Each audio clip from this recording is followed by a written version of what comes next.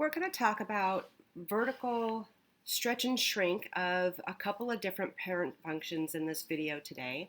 I'm going to have two parent functions. One's a parabola, so I've got that one shown, and then the other one I'm going to talk about is an absolute value function. So I've got these two different functions. We're going to talk about how they stretch and shrink, and it's based on the coefficient I put in front. So if I have this parabola and I want to talk about how it stretches or shrinks vertically, what I'm going to do is I'm going to change this coefficient in front of the parabola, or the parentheses. So I'm going to put this in and say, well, right here, here this is really a 1, and that doesn't change anything on my blue graph.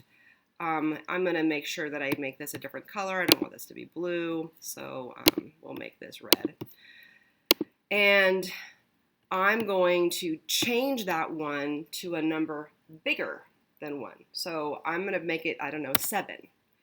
And what happens is it stretches it out. It's like taking a piece, let's say a marshmallow, and I pull it vertically, and it makes it skinny. Okay, so compared to with the coefficient here being 1, that gives me this standard size parabola, and then when I change that 1 to a 7, it made my parabola skinny.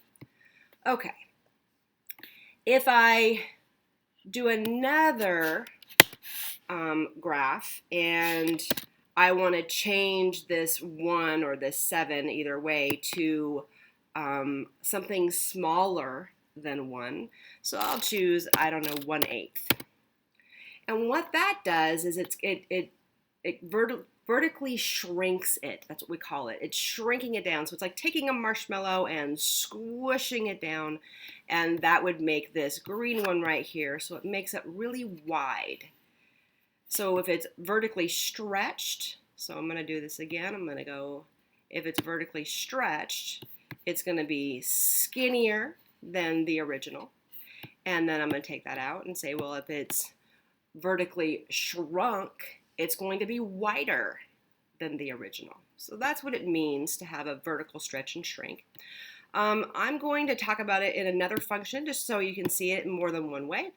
And we're going to look at the absolute value. Right here, there's this 1 as that coefficient.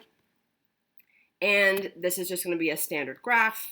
And if I take this guy and I change that 1 to something bigger than 1, so 9, and that's going to make it skinny compared to the original. And if I change it again to something less than 1 and say 1/7 maybe, something smaller, it's going to make it, so take out this skinny one, it's going to make it wide compared to the original. So, maybe 1/3 is easier to see. So it's just making it wider than the original. So when they have coefficients where they're larger than 1, they stretch them out, and coefficients where they're less than 1, they shrink them down. And that's it.